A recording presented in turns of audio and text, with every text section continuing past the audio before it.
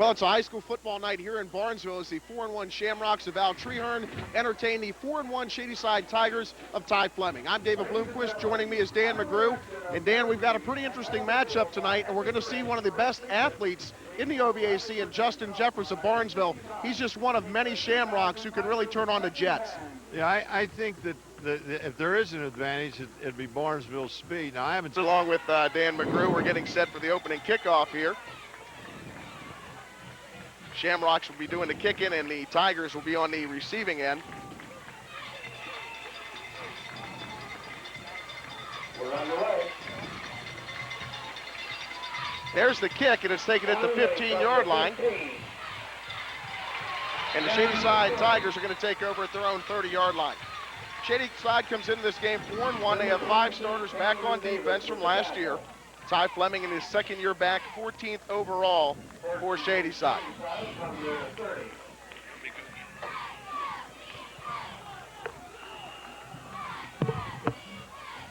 Take a look at the Shadyside offense. Mike Kernick's the quarterback. He's versatile and very athletic. Van Dyke, Glasser, Beltrando, Amato, he's the target, and Bobeck. Up front, Grinch, Hepburn, Colosimo, Fidzikowski, and Morgan.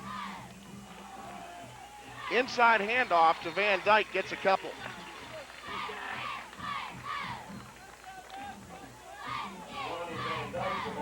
Barnesville, meanwhile, is led by Al Treherne. He's in his 3rd year at the helm.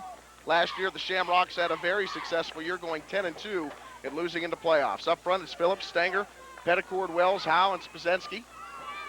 Wilson, Jeffers, Miller, Bettinezzi, and Jeffers in that backfield. 2nd down and 8 now for the Tigers. Kernick rolling out. He has a receiver open deep, and he just overshoots the intended receiver, number 44, Matt Beltrando. Del Grando was open. I don't think he thought he could throw the ball that far. He just stopped on his route and then tried to break back on it, but Kernick threw the ball down there pretty well. It looked like Beltrando was going to run a streak, and he cut his pattern off. He had to step on his man, and I think Kernick thought he was going to keep going, and by the time Beltrando got back into gear, it was a little bit too late. So it brings up 3rd down and 8 for the Tigers.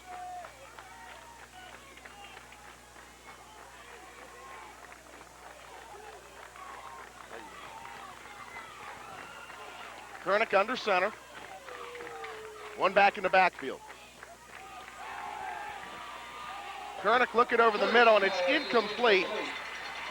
He was looking for Nick Ogley, throws behind him, so Shadyside's going to go 3 downs and out.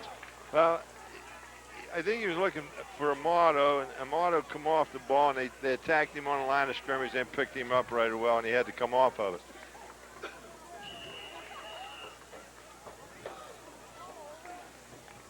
Jeffers, Bettinezzi are deep. John Bobeck to kick.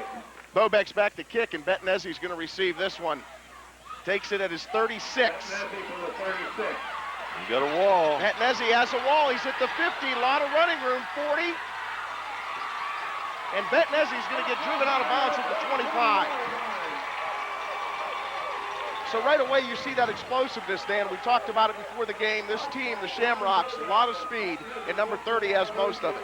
Well, you know, like I said if there was going to be a denominator that made a difference in this game, it would be Barnesville's speed. But I'll tell you one thing, they had this wall set up, and I thought that Bettinezzi was going all the way, but that's just great special teams play. 39 yards on the return. 39 yards on that return. And Barnesville is in business early. Corey Starr in at quarterback.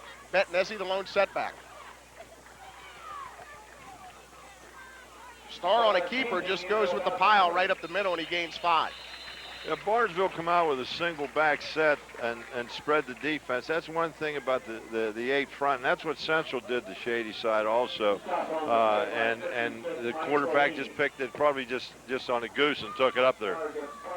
Jeffers, Bettinezzi, Welch, Turner, Miller, and Lolothin on the offense for the Shamrocks. Up front, Stephen, Tavel, Rogers, Wilson, and Phillips. Take a look at the Shadyside defense after this play.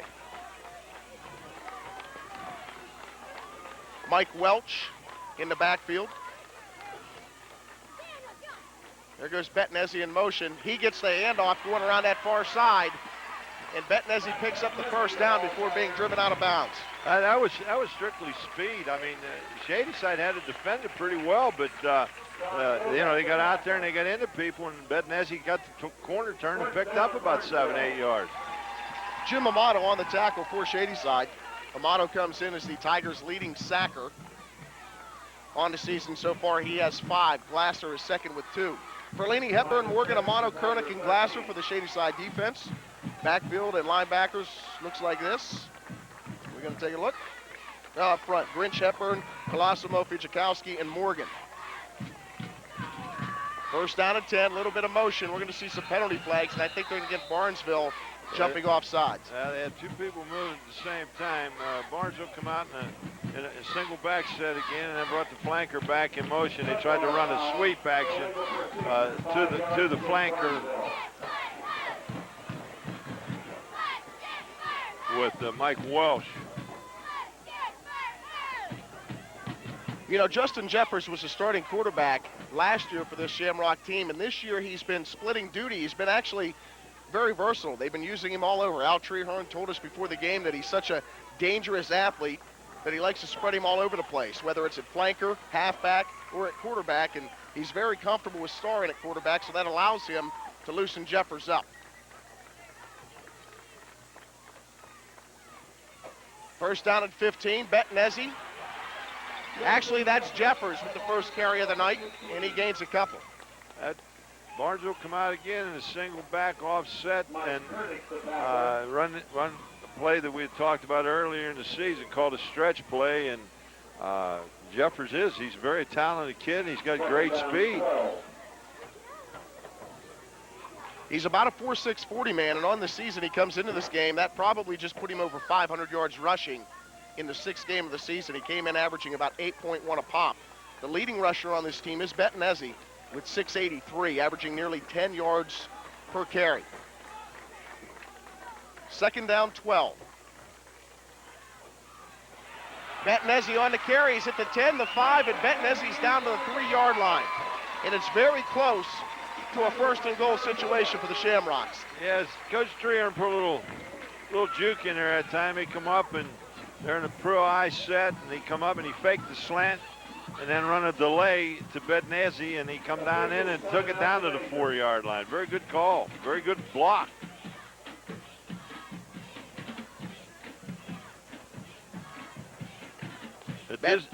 I'm sorry, go ahead, Dan. At this point in time, it looks like Barnesville's offensive line is handling Shadyside's defensive front. The only time they've gotten near anybody was when Barnesville was offside. And of course, I said earlier that Barnesville went to the playoffs last year. They went 10-2, but one of the question marks coming in this year was how their offensive line would do. They lost a lot of people off that line at graduation, and Treherne told us before the game it's been kind of inconsistent. Well, that happens with young people, but you know, inconsistency. But I'm sure Al's going to tell you that after 5 ball games, they're not young anymore. I don't care what class they're in. Bettinezzi came up 1 yard short. Jeffers now under center at quarterback. Welch and Bettinezzi in the backfield. Third down, 1. Jeffers takes it himself, and he has a touchdown. That's his 11th touchdown of the 2000 season, and Barnesville has the early 6-0 lead. Barnesville come out in a 6-5 look defensively, and is that was Jeffers? Yes. Jeffers at the quarterback, and he just ran a sneak, and he just looked for a hole, and he took it in. Jeffers is 5'10", 170. He's a senior. Last year, I told you, he really did everything. He had almost 800 yards rushing and 12 touchdowns, and he had almost 800 yards passing and 13 touchdowns for a total of 25. Starr back in at quarterback. The Rocks will go for 2. They swing it out to Jeffers, and Jeffers has the 8th point of this ball game with 8:50 to go first quarter. Yeah, Barnesville come out with a power eye, and then they shifted into an unbalanced right, and they outflanked the Shadyside defensive front. They didn't move down with it, and they just ran a pitch, a power sweep out of it, and he walked into the end zone. Packed house here at Shamrock Stadium. Back of the end zone, probably 3 deep with people. And the Shamrocks had that 8-0 lead early. On the season so far, Jeffers has 78 points in 6 games. Here's the play again of the touchdown. It's just a little delay. The quarterback finds a hole and takes it in, and he goes in clean. Jeffers read it well, and Barnesville's offensive line blocked it well. I imagine Coach Trehern's very happy. You know, he's one of my old kids, and he was an excellent player. For you people that can remember him, he was the leading scorer rusher in the OVAC his last 2 years, and I'll tell you what, I thought he was an awfully good player, but I'll tell you what, he might be a better coach. Mr. Do Everything Jeffers kicking it off, and it's a squibber.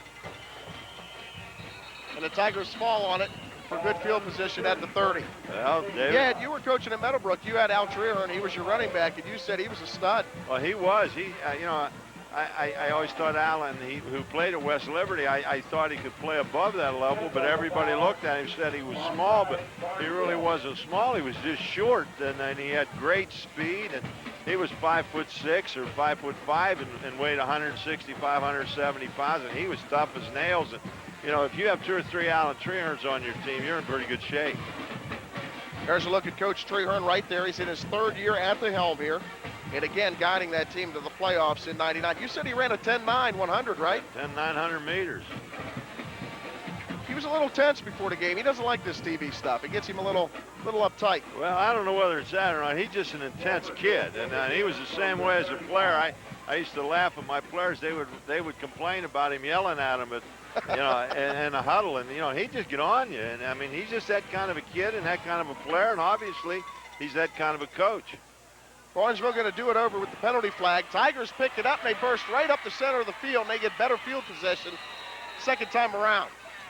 That's a situation where, you know, as we were talking before, what I call cabbage patch kicks, and you know, a lot of times your coverage, you know, they break down and get out of their lanes on a short kick, and that leaves a seam up in there, and Shadyside broke it up to midfield. Boback was the guy who brought that out to midfield. We have a lot of burners on the field tonight. We talked about Jeffers running a 4.6. Bettinezzi's about a 4.6, 4.7. And for Shadyside, Mike Kernick and Beltrando are all 4.6, 4.7 guys also. Boback's right in there too. So we've got some speed on the field tonight. We'll see who utilizes it best. Yeah, Shadyside come out that time, and they just run an off tackle puck, and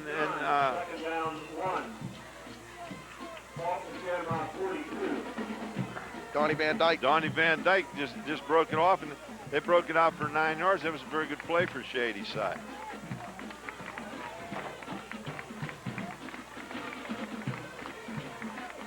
It's a gain of 9, second down 1.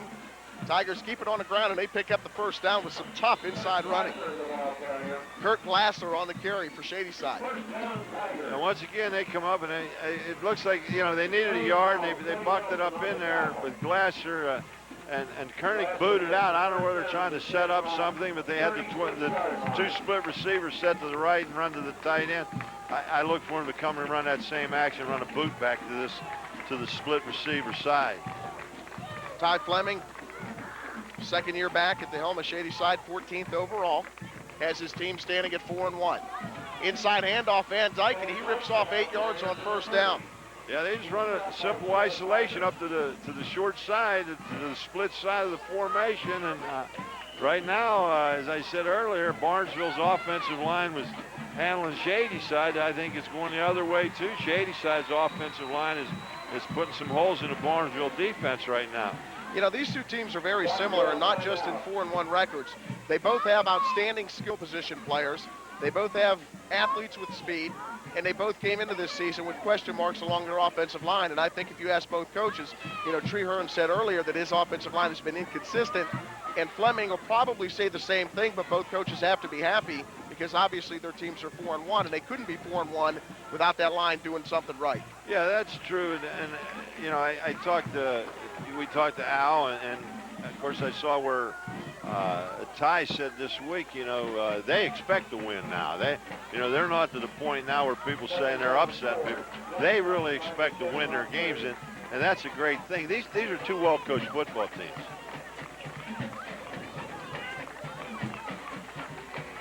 Second down and 4 for the Tigers. Handoff inside, and that's going to be a first down. Good job that time. Kirk Glasser reaching for that first down. Glasser's 5'9", 165. If he gets at least 30 yards rushing in this game, it will put him over 400 for the season. He also has 5 touchdowns. Well, Shadyside's coming out with a tight end and a twin look, and with Glasser, they've run that play a couple times, and they've just isolated and lead block it right up in there over the tackle to the tight end side. And as I said, you know, I'm sure they have some kind of play action off of it. But Amato's over there at the tight end. He's a fine, fine football player. And I'm just waiting for that quick hitter to Amato in the middle, because it seems like Shadyside's opening that up with the run. Kernick fakes the inside handoff, and he has the corner, and Mike Kernick picks up 7. Well, see what they're doing. They ran the option that time, and what Barnesville's doing, they're chipping their defensive end on Amato, and then they're just setting their Sam or strong side linebacker right up in his face, and they just right there that play. If you watch, they just knocked him off. But that takes that linebacker away on the option game. You know, and I don't think people realize how important it is to get nice gains on first down, because it really, as a coach, opens up your play calling. It takes a lot of pressure off you, and it keeps the defense guessing. Absolutely. Second down 3, another first down for Shadyside. That's Glasser. Straight dive play, and they had a good hole in there and came right down through and picked up the first. Shadyside's answering the call and coming right down the field. They have first down on the 14-yard line now. So both teams on their first possession have just really put their heads down and drove right down the field. Shadyside now inside the 15 of Barnesville. First down and 10. They need to get to the 4 for another first down. Timeout, Shadyside. And Shadyside's going to call a timeout with 5:51 to go first quarter. It's a fast-moving game, and both teams are making the adjustments they have to make. And you know, if the game stays the way it is, it could be a shootout. But once again, I think defenses are going to stiffen up a little bit, and the team that shuts it down the most is going to be the team that's going to come out with a win, I'm sure. You know, we haven't seen that quick hitter to Amato yet. On the season, he has 13 receptions, 277 yards, and 4 TDs. In that game we did when Shadyside played Central and lost 28-26, Kernick to Amato was a deadly combination. Yeah, every time they needed something, they went to him. I asked Alan before the game what they were going to do. I said, you know, the kid's an awfully good player, and he said, yeah, they know that, and that's what I said. They've committed a man and a half to him every play and keep him off the ball, or keep the ball away from him. Amato's a 3-year letterman. He's 6'3", 205, big target, good hands, very athletic. Might see him down here in the red zone. First and 10, 2 in the backfield, Glasser and Van Dyke. There he is. Kernick looking for him in the end zone. Did he catch it? No signal yet. Incomplete. Once again, he come off the line of scrimmage and he put a little juke on the Sam linebacker and got away from him, and he broke wide open. And Kearney got pressure a little bit, and if not, he would have laid it right up there to him. He's got 6 right now. Yeah, that was an easy touchdown, just a little underthrown. Second down, 10.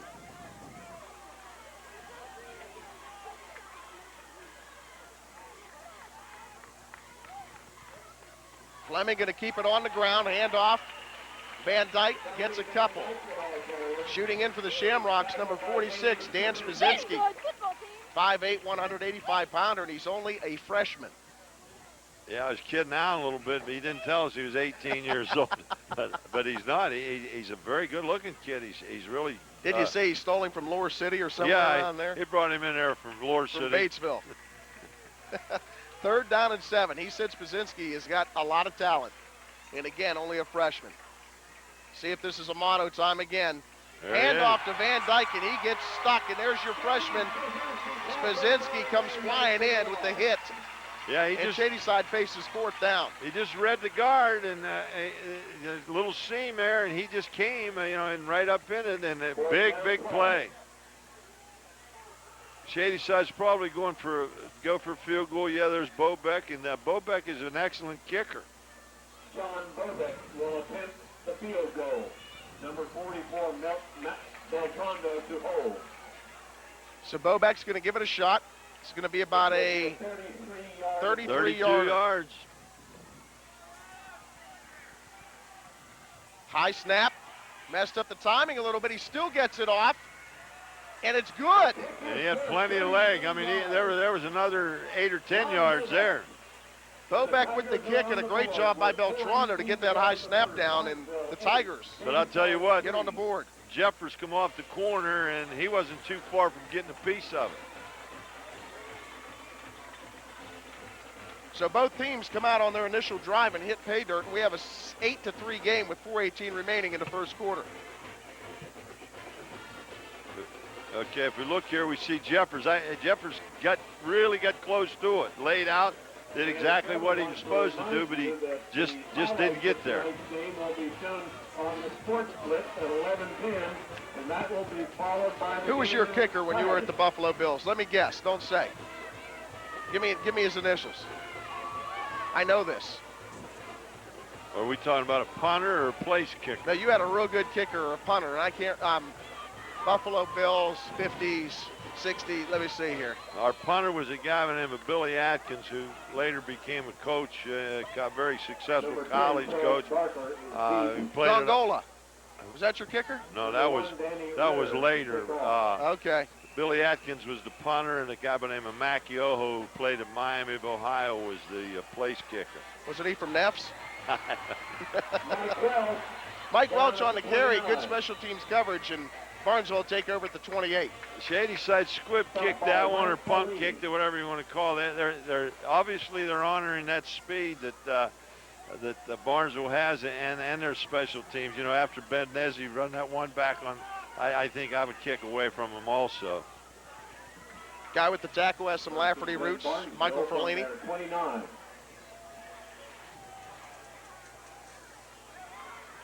Yeah, we have some real areas here. We got Lafferty people and Lore City people, and We've got it all covered, don't we? Starr under center. And he's going to put it up. he's got him out here.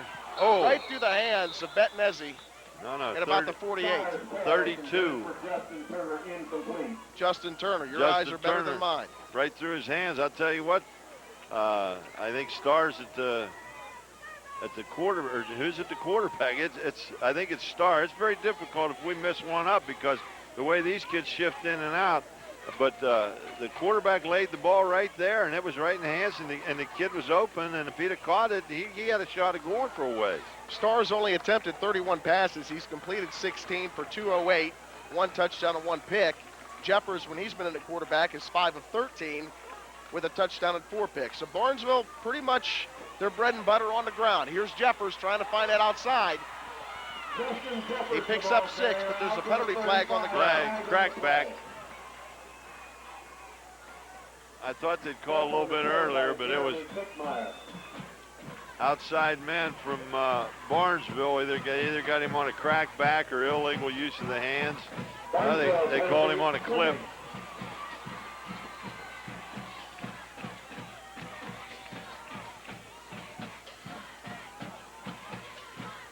So the Rocks are going to move back a little bit, and they're going to face second down and a bunch.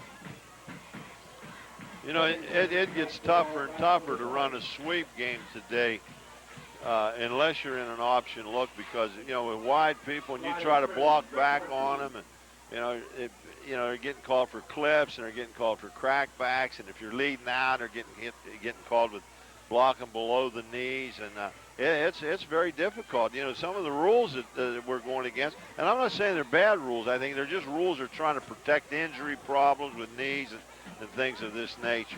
But with Barnesville, with all the speed they have, they've got to try to get outside. Second down, 25. More penalty flags getting tossed. And I would assume this is a delay of game penalty against the Rocks, and it is. So second down and 30 for Barnesville. What's the play call as the coach here if you're Treehorn? Just get in there and say, hey guys, run a long way and look for the ball? Well, that's one good thing. They got 5, 10, 15. They got 30 yards second and 30, and you know, there's not too many second and 30 calls. But is the priority here basically getting out and giving your room to your punter more so than, I mean, if you get a first down, great, but you want to get out of that end zone to give your punter some room? Well, it depends on what your mindset is. You know, a lot of people say this is the time to attack them, and you know, with the speed that Barnesville has, they can do it with the pass or with the run. Well, they're going to try it with the pass, and now it's the run. Yeah, it's just kind of a rollout with Starr, and he doesn't get much. He picked up 6 yards. No, he didn't either. I'm looking at the wrong yard mark. He only picked up 2 or 3 yards there. You know what they said about you when I told everybody you were going to be the color commentator, didn't they? They said if you had another eye, you'd be a Cyclops. Is that it?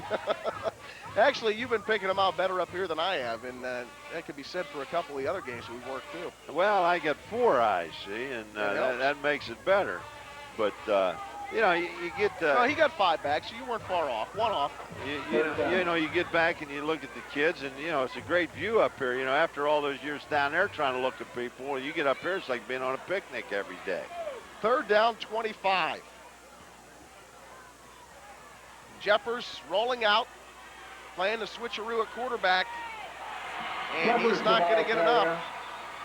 Short by a long shot, and Barnesville will have to punt on their second possession. See, that's one good thing about it when you got a kid like Jeffers. You know, if you want to run a sweep, it gives you an extra back. You just put him at the quarterback, and now the tailback becomes a blocker, because normally if you pitch it or hand it off from the quarterback, you lose him. He just, this way it gives him another blocker, and, you know, down the road, that's going to help you. Al Treherne sends in Jeffers to do the punting. He fumbles the snap in the end zone, and Jeffers is going to be tackled for a safety. Well, that makes it 8-5. This sounds like a hitting baseball game. The snap was to him, and it looked like he may have took his eyes off the football. He dropped it, and Shadyside tackles him for 2, and they'll get the football back. I think the snap was a little bit off to his right. He probably should have fielded it, but he probably looked up and see if, you know, where the pressure was coming from. And then the best thing he ever did was not get out. You know, the best thing happened if they tackled him there, or they'd have had the ball maybe on the 1-yard line going in for 6. Jim Amato makes the tackle in the end zone with a little help from his friend, Jason DiVenzio. And Ty Fleming has 2 points out of this one, and after the free kick, he's going to get the football back with 1:29 left to go in the first quarter, trailing 8-5. And he's going to get very good field position. You know, that's one thing about Shadyside, and I've seen them 3 times this year. They're very opportunistic. You know, against Wheeling Central, a lot of fumbles that they converted into points. Tonight you see a miscue converted into points. You really can't make mistakes against the Tigers because they'll make you pay for them. Well, you know, they're solid. They're fundamentally solid, just like Ty told me. He said, you know, the kids they have are dedicated. They put the time in, and it shows. Taking it to 35, up to the 50, and down to the 42 of the Shamrocks. See, they're in great shape. They don't have to drive 42 yards, and you know, any coach should take that every time. And I look for Shadyside, you know, even though they've had a lot of success running the ball so far, I look for them to open up a little bit on this series. 23-yard return by Nick Ogley. Nick's only a sophomore, 5'11", 170-pounder. Earned a letter last year on a team that went 2-8.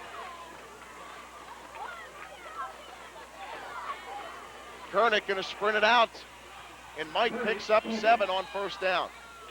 Shadyside continues to pick up that 6, 7, 8 yards on first down. And as a defense, you don't know what they're going to do because now they could pass or they could run. It really puts you in a guessing game as a defensive coordinator. Right. It looked like Barnesville changed up a little bit at that time, and they went to a 50 front with the niggle to the strong side and a straight 5-2 to the backside.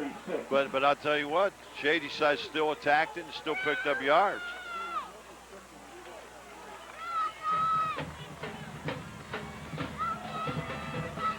Inside handoff, Glasser, and that Barnesville defense stiff, to say the least. Maybe made it back to the line of scrimmage. Stop on the play by 57, Josh Williams. the freshman boy we were talking about, the Straczynski. Yeah. I'll tell you what, he just made an awfully good play. He's an awfully good-looking freshman. Shamrock band, one of the best in the Valley. They'll be strutting their stuff at halftime, and of course we will show them to you. This will be the last play of the first quarter. 3rd down and 4. Hand off to Van Dyke. It's going to be real close. May have came up a little bit short. You know, I don't know whether through scouting or what. I don't know whether Ty spotted something in their scouting or films, but I'll tell you what, they're attacking off of their left offensive side, Barnesville's right side, and I'll tell you what, I don't think they've run a play back to the other side yet. There's a beautiful shot of the moon. I'll tell you, I talked to Fleming before the game, and I said, what's their weakness? Where are they vulnerable? And he said, left side. We're going to run that left side. 7 Sports bringing you this game from Barnesville. That's the end of the first quarter. We're going to take a timeout. Barnesville on top, 8-5. Beautiful night in Barnesville. David Bloomquist along with former Buffalo Bills center Dan McGrew. 4th down and 1. The Tigers are going to go for it, and it looks like they're going to get it. Bettinezzi on the tackle, but I think Donnie Van Dyke has enough for that first down. Yeah, Shadyside come out that time with a double tight, and the old wing T set. I don't know, maybe Ty got that off of Jimmy, and they just powered it off of there, and he picked it up. And you know, the Barnesville kids come off of it, but Bettinezzi made a good play, but he still had the first down. You know, that old coach is coming out, and you spotted that left side, and again, you know, Ty Fleming told me beforehand, he said, I think we can make some headway on that left side. We're going to run it to the left, and that's where they've been going the whole game, and it's been working for them. Well, Shadyside's in an unbalanced line now, and they're sprinting to it. Kernick could get the corner. He's going to get a bunch, and he does, and he's close to another first down. Well, I'll tell you what. Stopped by John Miller. Van Dyke made one heck of a block come back in. I think it hurt him more than it hurt the guy blocking him because he's going out. But I'll tell you what, he put a heck of a lick on the linebacker. Van Dyke's number 32, if we can see it. We're not going to see it on the replay, I don't think. That's the Shamrock 20. Glasser was also out there blocking. Kernick showing you that 4.6 speed. You know, he's a heck of an athlete. He also bench presses 325. You know, you got a quarterback who's your strongest and fastest guy on the team, and that's what you want. You know, you want your best athlete touching the ball more than anybody else, and that's what he's doing at quarterback, and he's utilizing him well, rolling him out and sprinting him out. It was a first down. Now they pound that left side. Big hold for Glasser. 10, 5, Kurt Glasser fumbles the football. Barnesville got it, I think. And there's a scramble, and we don't have an indication yet. Barnesville jumping up and down. We still don't have an indication. Now we do. Barnesville football. A big play. Once again, Shadyside come out unbalanced and had 2 wide receivers out. They just powering it off there. They're just outnumbered. You know, Barnesville's not shifted down to it. They've just got them outnumbered. Nice block that time by Brian Hepburn, number 71, and Glasser trying to fight for those extra yards, and the football comes loose, and it's recovered by the Shamrocks at their 4-yard line. This could be a big, big play. Big play right there. So here we go. Corey Starr under center, Bettinezzi the lone setback. Matt gets the carry. He's met at the line, still fighting for some yards, and he makes something out of nothing. Right now, maybe those worries that Al had of this offensive line inconsistent, because at first they were handling Shadyside. But I'll tell you what, Shadyside had 2 defensive linemen in the backfield before Bettinezzi took a step. Shadyside's a tough team. They're not going to be intimidated, and they're not going to be outmuscled by many people. They got a lot of hard-nosed kids, and so does Barnesville. But if you're going to play Shadyside, you don't expect to come out and physically annihilate them, because they're not going to let you do it. 2nd down 9.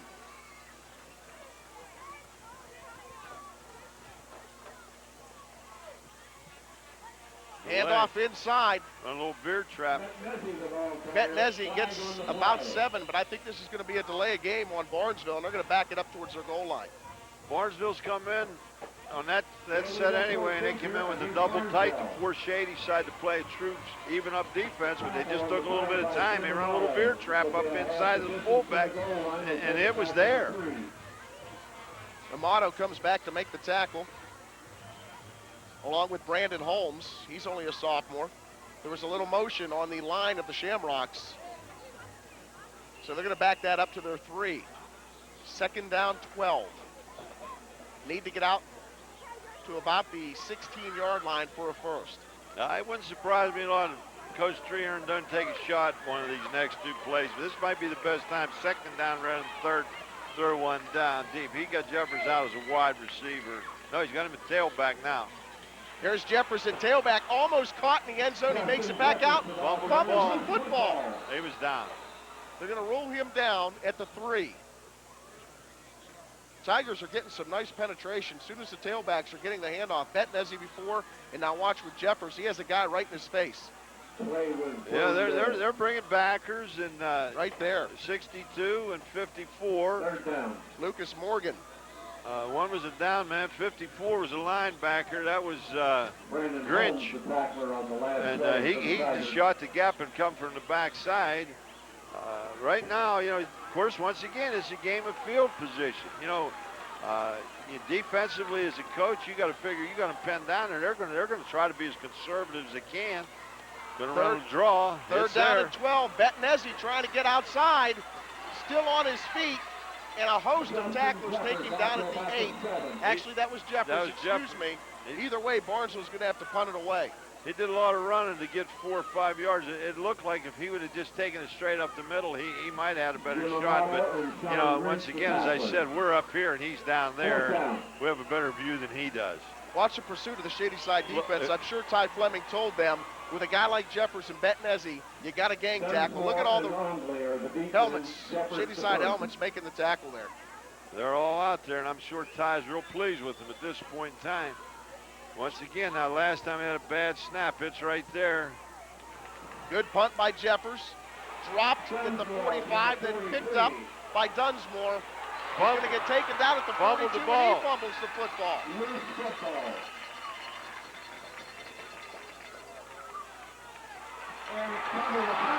Barnesville has the football, so we're just playing give and take here at Shamrock Stadium. And that time, again, the Shamrocks doing the taking. Yeah, yes, it was, and that's the kind of kick that you usually can run back because it was a low line drive type of a kick. Barnesville's got much better field position now and see what can happen. Right there, number 60. Big hit that time by Eric DeVell. A 5'11", 170-pound junior. Handoff by the Rocks, gets 3.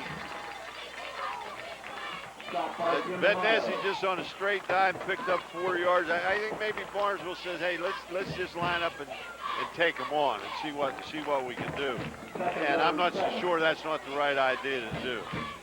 We're approaching 7 minutes to go first half. Barnesville on top, 8-5. All the scoring by Barnesville done by Justin Jeffers. 5-yard touchdown run, 2-point conversion. Johnny Bobeck hit a 33-yard field goal for the Tigers. And then Jim Amato tackling Justin Jeffers in the end zone on a fumbled punt for the 2-point. Betnesi on the carry, and he doesn't get much. And it looks like that defensive line of Shadyside, like you alluded to earlier, is overpowering the Shamrock offensive line. Well, Barnesville with Betnesi run that little bear trap again to the fullback. But I really truthfully think that the coaching staff at Barnesville said, let's line up and see how tough we are and see how tough they are, and take it at them because, mental toughness sometimes is more important than physical toughness. Better hurry up. We're going to get a delay. Well, they called the timeout. Shamrocks have to burn one. They had a lot of people running in and off the field, and they didn't get the right people in there. 6:52 to go, first half. 8-5, Barnesville on top. We'll come back with the Shamrocks facing 3rd down and 3.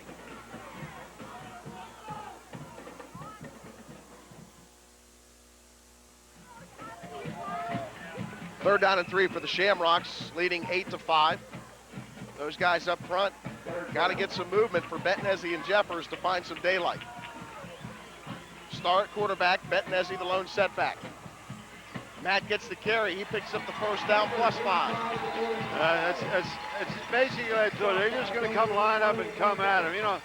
It's good to shuffle in guys back and forth. I don't know. When I coached, I just wasn't that intelligent, I guess, because we played with kids. We'd substitute one, but run and play him. But usually ours was a guard. He was probably the smartest guy we had.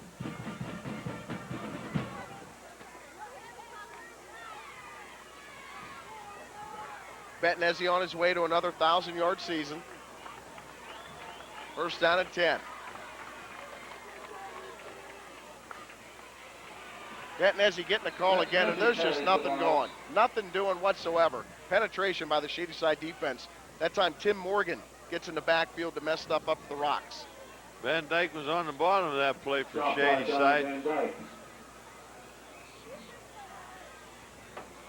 Ahmad is limping around a little bit out there. I don't know whether he turned a knee or turned an ankle or something, but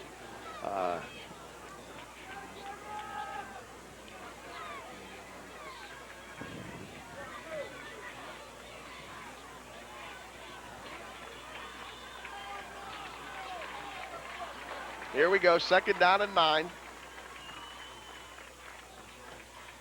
Bettinezzi gets the carry again, hit initially at the line and falls forward for 3. That was a great play by Tim Morgan. Jeremy Bickmeyer. Jerry Bickmeyer from Shadyside. It came through and met Bettinezzi at the line of scrimmage, and Bettinezzi spun off and picked up 2 or 3 yards. But big play here, third down and 4.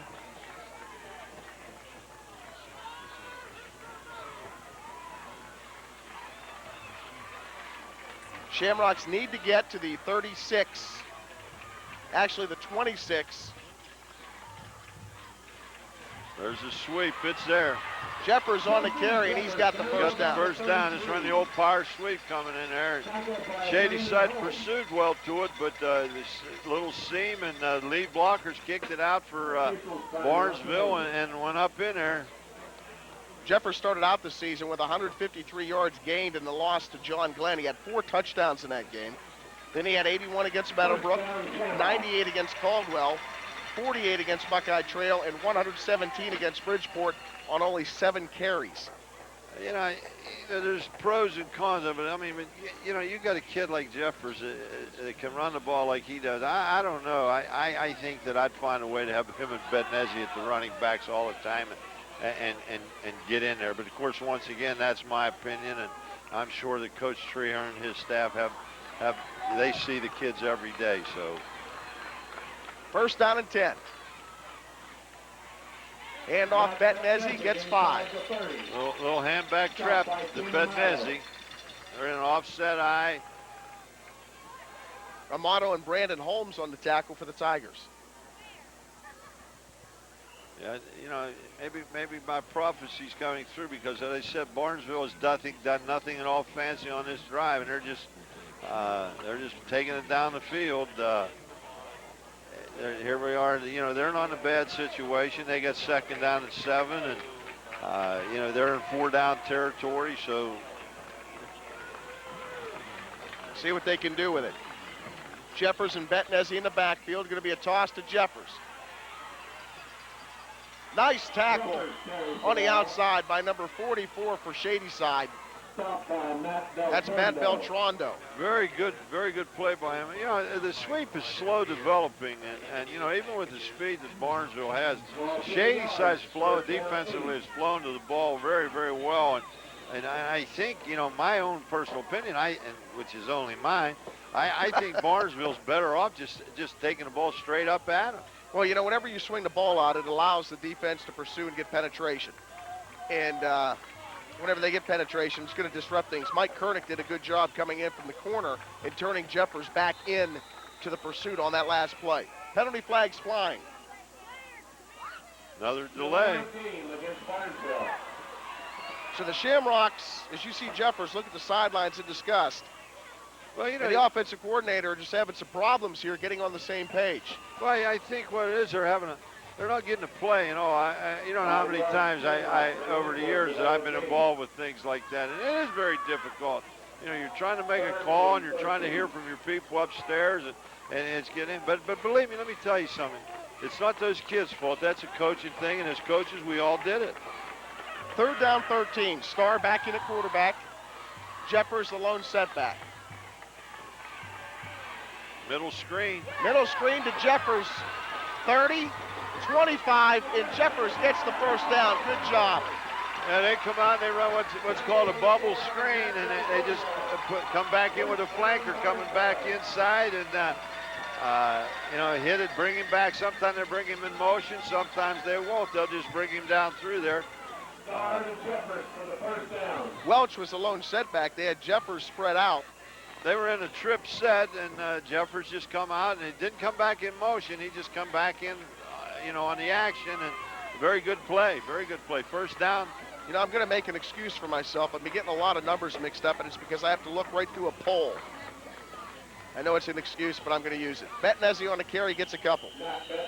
Well, you know, I'm sure they'll excuse you for that, but also with the number situation, it's hard to see from up here, really. It is, but you know, with Barnesville moving people around all the time, you know, particularly in skill spots, it's hard to look. You know, usually if you know your flanker or your Z-man is number 10, you're always looking where he is, but you know, they move people around, so that causes you a problem. I don't know why I'm defending you. Thank you, I appreciate it. 2nd down 6. I do know that Starr's the quarterback, and I do know that he just handed off to Betnesi.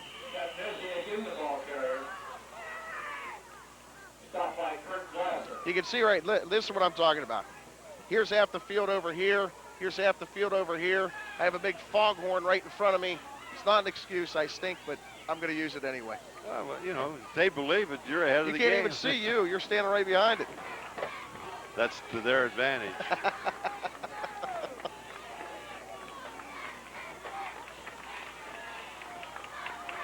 Third down and 6. Big play right here. Starr fakes the pass. Betnesi right up the gut. And he's inside the 5. That's that same play they ran when they were driving for the touchdown the last time. He comes up and fakes. You know, it's usually the other way. You fake to a back and up and hit the tight end. Well, he gets up and he fakes it, and he runs a little lead draw, and I mean, it's there. He's run the play twice, and it's got him in scoring. Betnesi both times. Holmes makes a touchdown-saving tackle. 1st and goal from the 3. Got 45 seconds left in the half. That's plenty of time to score. Barnesville's going to shift into unbalance. Welch and Betnesi in the backfield along with Jeffers. Jeffers gets the call. He's down. He's close. He's real close, but I don't think they're going to give it to him. That time they came over. Last time they went unbalanced. They ran to the unbalanced side. This time they went unbalanced in a power eye to the short side and attacked the short side. And Jeffers took the ball right down. I think he's right on the goal line. Yeah, he's right. He's awful close. You know, talk about seeing numbers. I could never understand how officials could see those things, and they always saw them different than I did when they were down that close. I can't imagine you arguing over a call when you used to coach. Oh, no, I didn't argue. I mean, I just let my opinion be known, but I'm up here and I can't tell. They're down there. I don't know how they tell. But, you know, anytime you're looking at something, 2 people are looking at it, they're usually seeing 2 different things. You know, that's where I got into a conversation with somebody who called Channel 7 and was complaining about the Steelers' loss in that call, that, you know, the officials say they made a mistake, should have been a touchdown. And I don't blame the officials. I blame the NFL, the league, because they've made rules like breaking the play to the goal line. What the heck is that? You're either in or you're out. Right. You know, half the body should be in on the ground for a touchdown. So they've made these calls so subjective for these officials, and they have to make them in a blink of an eye. They've set the officials up for failure. And then they put the instant replay in, right. And then they say it has to be for sure, you know. Jeffers is the quarterback. They went unbalanced again. He's in. Touchdown, Barnesville. Betnesi gets the score with 22 seconds to go, first half. I'll tell you the truth. I thought he was in the first time, but I didn't think he was in that time. I thought his knee was down. But once again, that's what we're talking. That time Barnesville shifted unbalanced to the power eye set and run to the strong unbalanced side. But I'm telling you right there, I don't know. See what I mean? There's a perfect example. Half his body should be in order for it to be a touchdown. They've taken away goal line stands, and that official could see that play 10 times and 5 times say he's in and 5 times he's not. Absolutely. Extra point attempt. Got the freshman linebacker kicking it. This guy can do it all, can he? Straight ahead kicker to boot. Spazensky puts it through, and the Shamrocks have a 15-5 lead, and Shadyside's going to have 22 seconds to work with. While I'm on a rampage, let's keep it going. Ground can't cause a fumble. Well, why can't it? Until the play is stopped, the ball should be considered loose, because how is an official supposed to see a guy with 3 guys jumping on him? How's he supposed to know if that ball came out before his knee touched or whatever? Once they hit the ground, once everybody stops, play's over. Until then, the ball comes out, should be a fumble. Well, I'll give you a little bit more insight into that. Now, I can't wait. They call a man down when his knee touches. Right. Okay, the ground can't cause a fumble. Okay, if a kid comes down head first or hits on his shoulder, his knee hasn't hit the ground, so obviously the ball isn't dead. Then it comes out, but the ground can't cause a fumble. It could go on forever. Bettinezzi gets his 8th touchdown of the season. I look for Barnesville to squib this one. 23 seconds to go. Matt has 52 points on the season now. So much for squibbing. So much for that.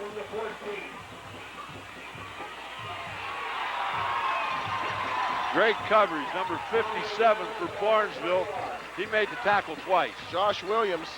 Ogley was trying to find somewhere to run, but Nick just got bottled up and he had nowhere to go.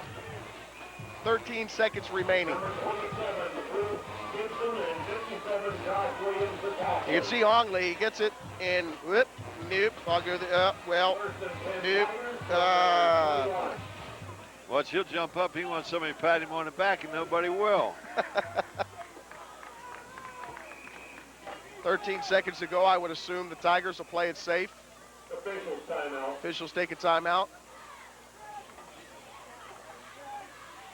And going into halftime, Barnesville has the lead, and Shadyside, minus that fumble down low, could be leading at this point. Very much never so. know. But that's all a part of the game. The Rocks did a good job. They got a break, and they made the most out of it.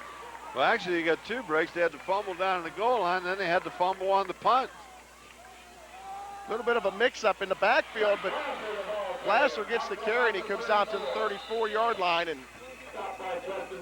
that's enough for a first down, and that will stop the clock.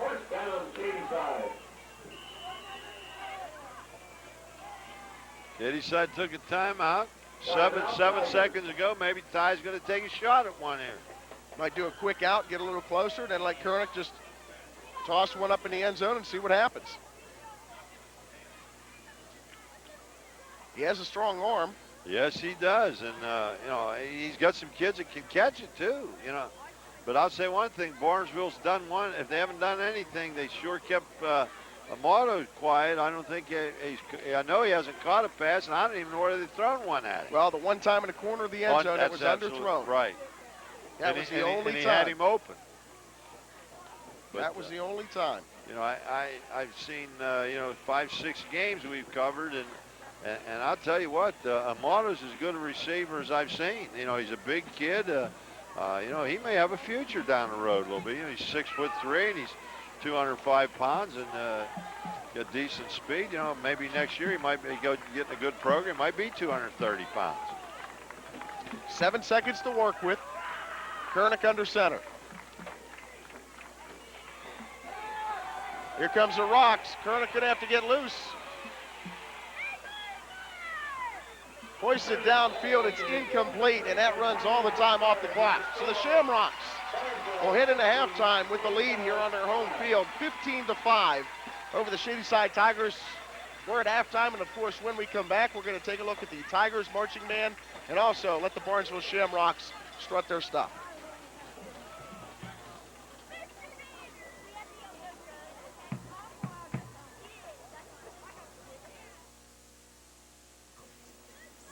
Welcome back to Shamrock Stadium. We're about set for the second half of action. 15-5 right now. The Shamrocks on top. If they can win, they will improve to 5-1 on the season. Want to say congratulations to the homecoming queen of Barnesville High School, Jessica Yarnell. She was crowned at halftime, and the runner-up was Jessica Cook. There they are right there. Congratulations to both Jessicas. Obviously a night they will never forget here at Shamrock Stadium. You were the homecoming queen back when you were in high school, weren't you? No, I missed that. I missed that. Not even homecoming king? No, when I went to school, we didn't have such things. Oh, okay. But you know, the people that you're talking about, the girl won't forget, but neither will mom and dad. Yeah, that's true. That is true. Hey, what's your assessment of the first half, and what do you think is going to happen here in the second half? Well, I think that Shadyside played very well, but I think Barnesville made a commitment after they recovered the fumble and then recovered the fumble on the punt that they were going to line up and, as I mentioned, and take it straight at them and test them. You know, I think that Shadyside is reacting so well to the sweep action. I look for Barnesville to continue to take the ball right at them. And I think if they do, I think it's a very good thing because they have the speed. If they break a 3-yard run, they can break it all the way. And of course, Shadyside shot themselves in the foot a couple times with those fumbles, and Barnesville took over and cashed in on them. Touchdowns for Barnesville. First one was Justin Jeffers, and then he had a 2-point conversion. Then Matt Bettinezzi added the touchdown with about 22 seconds to go in the first half, and that put the score at 15.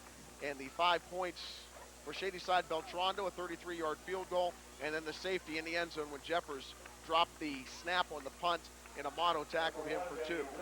So the Rocks will take over first here in the second half, and obviously Shadyside's got to keep this deficit to where it is now, because this game could get out of hand quickly if Barnesville starts to pour it on. Squib kick, and a good job by number 70 to cover that one up. That's Matt Phillips, a 6'2", 235-pound senior who just jumps right on it and doesn't try to run with it. Well, you don't want your linemen to run with the football, do you? I just don't know how fast they can run. But no, I think that, you know, Shadyside's surely showing that they don't want to kick the Barnesville, but you know, I think I'd punk it down a little bit deeper. And Barnesville's got great field position. They've only got 62, 63 yards to drive the field now. And, you know, here they come out. Barnesville's coming out in a wide open set, you know, single back look. Corey Starr under center. There it is. He hands it off to Jeffers, trying to get to the outside, and Jeffers not going to do it. Great job defensively for Shadyside. Number 44, Matt Beltrando, read that one the whole way. Well, you know, I think through scouting, Shadyside has got that play scouted well. Barnesville's tried it twice and has lost yards on it both times. And once again, there's a slow developing plays.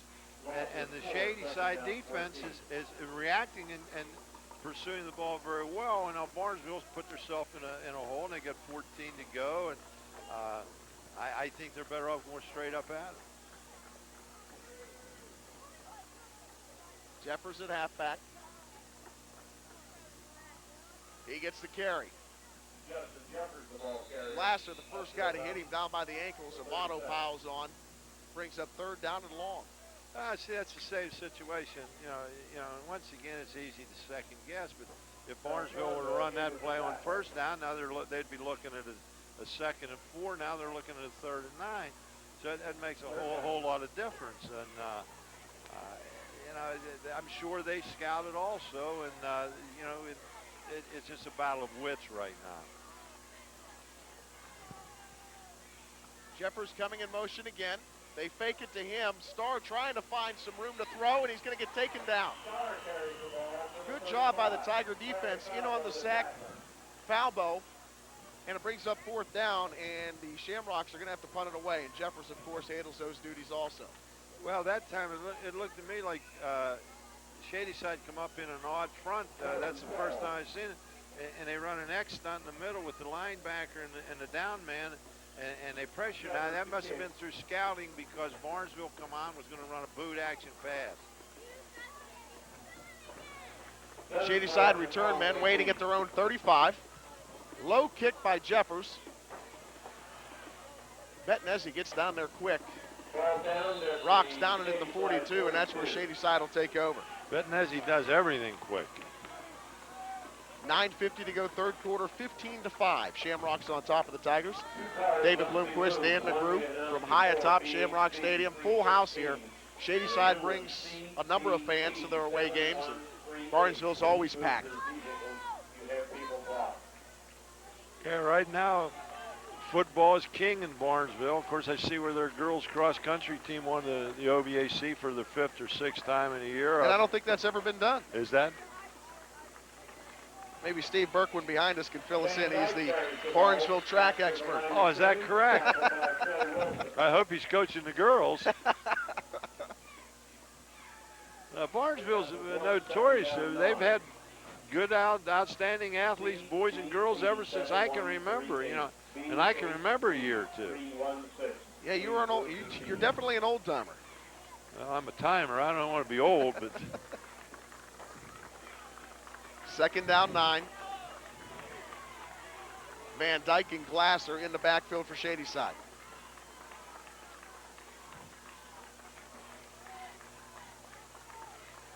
Van Dyke goes out in motion. Here comes the Shamrock defense. Kernick looking for Amato. He has him in midfield. And it's real close to a first down, and that's the first time these two have hooked up. We expected this a lot in the first half, and the Barnesville defense shut it down. Well, Shadyside made an adjustment, which that's what coaches are supposed to do. They brought Amato and they split him out, and therefore it takes the tight end for the defensive end from chipping on him, and it takes a strong linebacker from a strong side linebacker from him, you know, and he's basically a man coverage with the defensive back. Very smart move.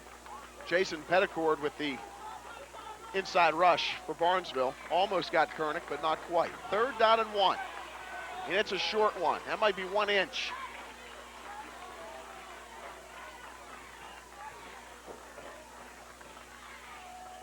Van Dyke gets the carry. He's met at the line, and I don't know. Didn't make it. Tough call here. Wouldn't be tough for me. I'd punt the ball, but 4th down and 1, a lot of time to go in the game. He did come up short, so Ty Fleming faces a big-time decision with 8:41 to go 3rd quarter and trailing by 10. And it appears he's going to go for it. 4th down. Yeah, no, here they come. They're going to kick it. Thought about it, wanted it, decided against it. That's a little bit early, you know. Game of field possession. Field position is very, very important.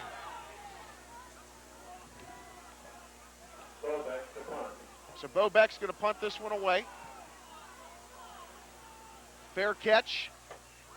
Bobeck is an excellent kicker. And looked to me like the Shady side, the man split on the right side might have jumped a little bit, but the wingman was right here and didn't call anything. So evidently I saw something a little different than he saw. Morgantown 7.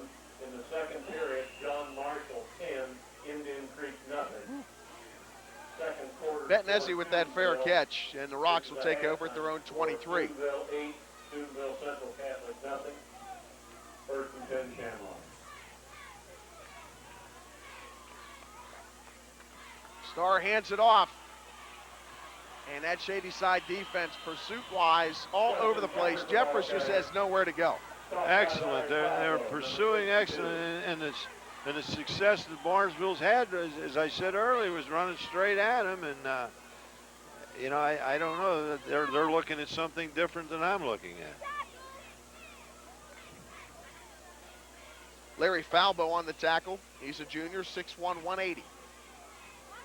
I think he was out for a while, the young Falbo boy. Concussion, wasn't it? Right, I think that's what it was. In fact, when we were down there before, they had...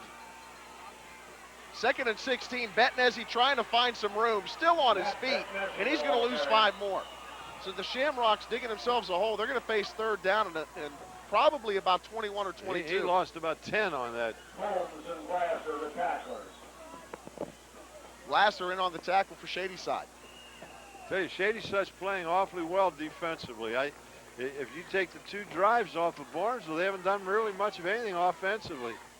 And in fact, I don't think Barnesville is as I can recall they threw 1 pass, but I can't recall too many more. But I don't think if they did, they've completed any.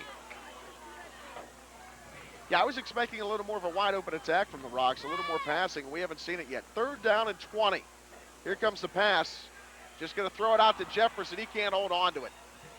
Pass Intended for Jeffers. Play still going. I guess they were saying it was a lateral. Must have been a backward pass because they marked it. Sean Grinch, the tackler.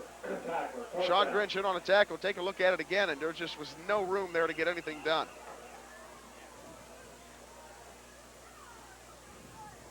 Jeffers just keep going. Till you hear the whistle, you got to make the tackles, you got to make the runs. 4th down, and Jeffers is going to punt it away. Bobeck and Ogley waiting at the 45 of Barnesville. So punting the ball, smart move by Ty Fleming. Shadyside, barring something here, is going to get some good field position. Ogley fields it at the 49, and Nick brings it back to the 40. Once again, Bednesi was down there first and didn't make the tackle, but he forced the return man from Shadyside out of bounds. So 5:46 to go, 3rd quarter here from Barnesville, and the Shamrocks holding on to a 15-5 lead. Shadyside has great field position on, they're on the 41-yard line, and this is a very, very important drive. If they get one in here, it might turn the whole momentum of this game around.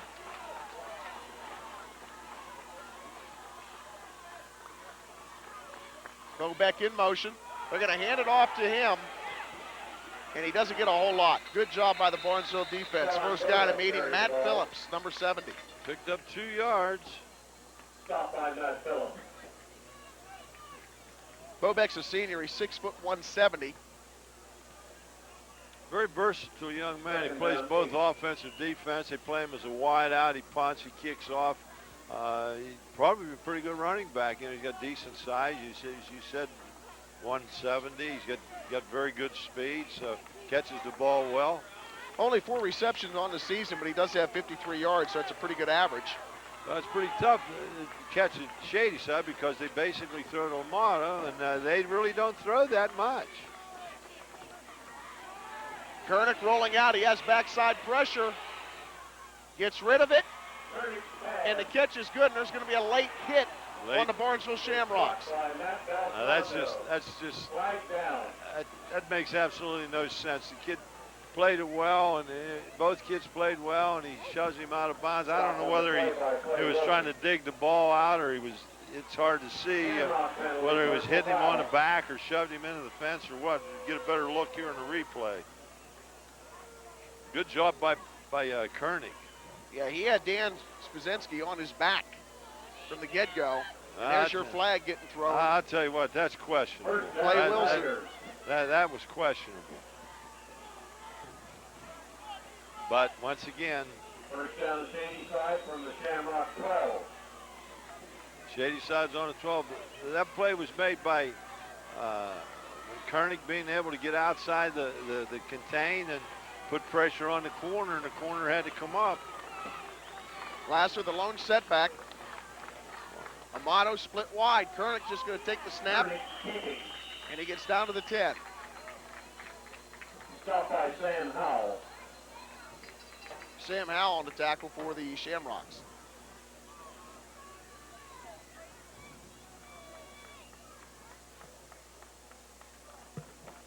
Ty Fleming over there looking over his playlist, trying to come up with something that's going to get his team into the end zone. For almost 3 quarters now, he's not being able to find the end zone. Been close, but no cigar.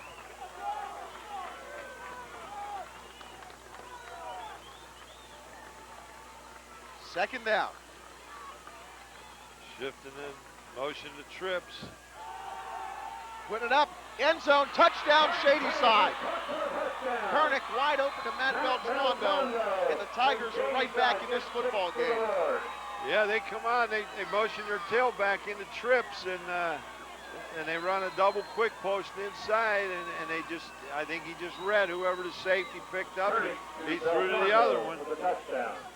Very good play, very good design of a play. Beltrando's 3rd reception on the season, his 2nd touchdown. Last year he led this team with 13 receptions for almost 200 yards. 15-11. Try for the point. And the Tigers will go for 2.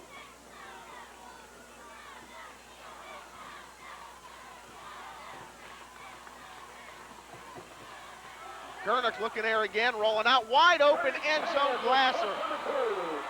And we have a 2-point ball game with 4:02 left to go third quarter. 15-13.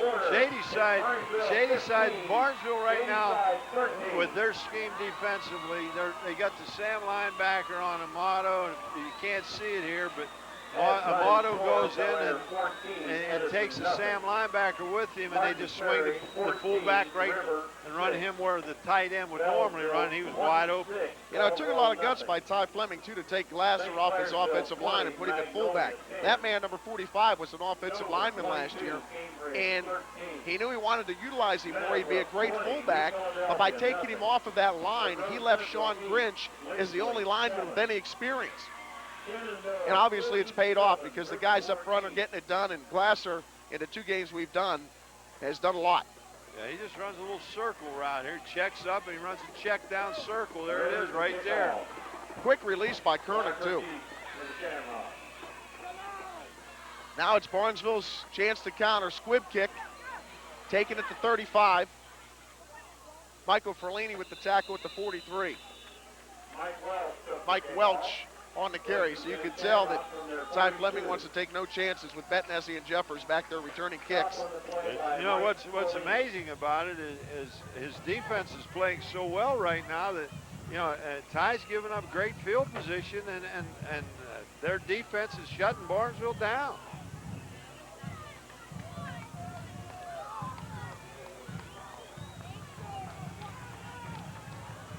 Jeffers in at quarterback, Betnessi the lone setback. Good field position. Treherne deciding to go to the air. Jeffers puts it up, receiver open, just leads him a little bit too much. Intended for John Miller. John Miller, the intended receiver, 2nd down, 10, Barnesville. He had him open. Just overshoots him a little bit. Yeah, they took Matt Anderson and just run him on a streak down the middle of the field. It looked like he might have been open. I don't know where they could throw the ball, but he sure cleared it out. Pretty young man.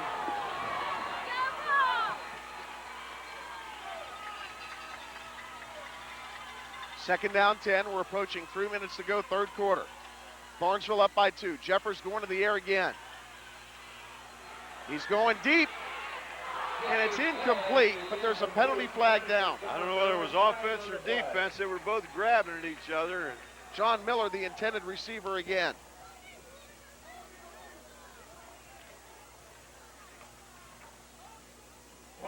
Old defensive holding. That's 5 and an automatic first.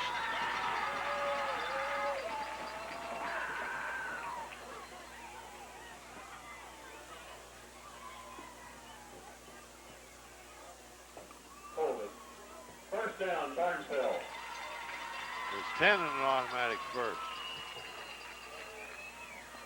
Well, that's one thing, Shadyside's setting everybody up in there, and the Barnesville, once they air it out a little bit, even if they don't complete anything, they're going to have to loosen up their defense to cover. Jeffers remains at quarterback. Tiger 49. The Shamrocks take over at the Shadyside 49. Miller in motion again. Betnessi looking for some running room, and he's not going to find it. Barnesville come out that time and run motion into a twins, and then run the counter tray, or whatever you want to call it, the old Washington Redskin play back into it. Picked up two or 3 yards. It looked like he had a little bit more in there, but Shadyside react to it very well. We have an injury on the field. That's Sean Grinch, if you remember from the Wheeling Central game. He was out for most of that game. He tore his MCL, and what Ty Fleming told me beforehand was that it really couldn't get any worse. They put a brace on it, and he's going to try to play as well as he can. Remember, Grinch is that lone returning starter on the offensive line. And he's also very, very active defensively as the inside middle linebacker, and he's the kid who tonight anyway has been doing most of the blitzing. Yeah, that's one thing. All right, we're going to take a break. 3:33 to go here. 2nd down and 7 for Barnesville when we come back.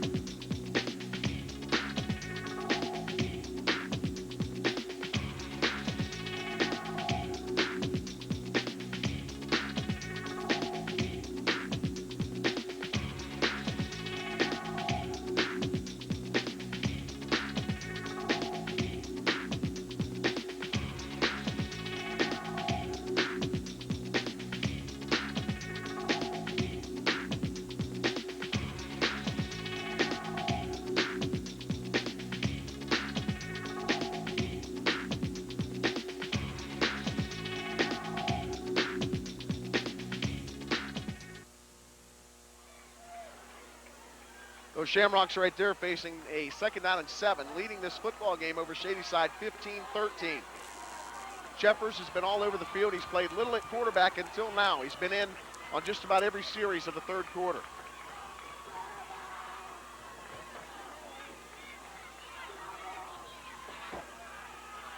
Looks like he's just going to keep this time. Jeffers turns it upfield, and he's close to a 1st down. I tell you, Barnesville's getting a lot. They're running a sprint. Barnesville's getting a lot of kids out in front of the quarterback on the sprint. But I'll tell you something, Shadyside is reacting, and they're coming right with them, and they're playing awfully well. This looked like a pretty good play, but next thing you know, Shady's got 3 or 4 red, white jerseys over there. Shamrocks opened their season with a loss against John Glenn, 34-30. Then they beat Meadowbrook 34-6. Caldwell 24-15, Buckeye Trill 20-0, and Bridgeport 59-14. After tonight, they will be at Harrison Central, who, if they win tonight, will get their 1st win in school history. Then they are at Monroe Central, a team that is not a typical Monroe Central team. At St. Clairsville, that'll be a tough test, and then at home against Union Local, which is always a backyard brawl. See, there's an example right there. You know, Shadyside is sitting in there. I think Barnesville, they ran a straight sneak there, and I think they picked up the 1st down, I think. But anyway, it was a 2-yard drive. That's what I'm saying. I think Barnesville can just attack them straight at them. And I think Barnesville can play better running right at them than trying to get wide on them. Because I'll tell you, unless they come with some kind of counter action or a reverse coming back or something, because Shadyside is just flying out of there. Nobody's left the stands in this one. 15-13. We're approaching the end of the 3rd quarter. Don't know how many people this place holds, but I'll tell you this, I don't think it can hold too many more. Well, everybody in Barnesville's here. I mean, this is the night to be a thief in Barnesville, right? I would say. There he is. He's open. Jeffers pump fakes, throws it up. Incomplete. Intended for Justin Turner, incomplete. Turner was the intended receiver, and that one was just underthrown. That was a duck going down through there. But, you know, once again, Jeffers is a running back who's now in a quarterback. And now here comes the other boy back in a quarterback, and Jeffers is coming to a wide out. You know, sometimes a multitude of talents can decrease your efficiency at one spot. 2nd down and 10. Star back in. He's going to hand it off to Betnesi, who goes right up the middle, runs into his own player. And gains close to 8. Brings up 3rd down and short. Well, they come on, they put Jeffers out as a wide out, and Shadyside right now went to a double coverage on him, and Barnesville just hit Betnesi on a delay or a draw play coming up in there, and he picked up about 6, 7 yards. So it's 3rd down and 5. I thought he picked up a few more yards than that, but evidently his knee was down, or the ball had been blown dead. I don't know. Big play here for the Shadyside defense. Betnesi gets the handoff, and he's caught at the line of scrimmage. Didn't have too much room to run. That's because Brian Hepburn was all over his ankles. A 6'1", 185-pound junior. Yeah, he lost 2 yards on the play. Is this obviously 4-down territory, or do you punt and put Shadyside back real deep? There's no doubt about it. They're going to go for it. They're on the 35-yard line. 4th down and 7. Long 6. This will be the final play of the 3rd quarter. Here we go, 4th down and 6. Star at quarterback. Betnesi's out in a little slot here. They're going to run a delay. There he is. They get the Star ball over the middle, and it's picked off. Picked off, and Shadyside takes over at the 38. That one was read perfectly by Donnie Van Dyke. Well, and if he doesn't get tackled from behind, he could be off to the races. Absolutely, but if Star throws the ball right now, Betnesi's going the other way. Just waited too long to throw it. He punked it up. That kid was setting right there. Very good play. Very good play.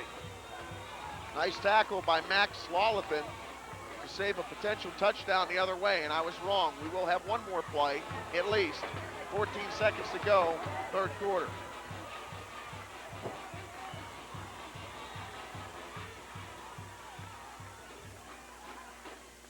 Inside handoff, Glasser. Doesn't get a whole bunch. Almost looked like the ball came out at one point. Kurt Glasser, the ball carrier. And that's going to be the end of the third quarter. So we have 12 minutes left to see who's going to go to 5-1 and who's going to go to 4-2. 15-13 is your score as Ty Fleming huddles the guys and talks it over. We're going to take a timeout. We'll be right back.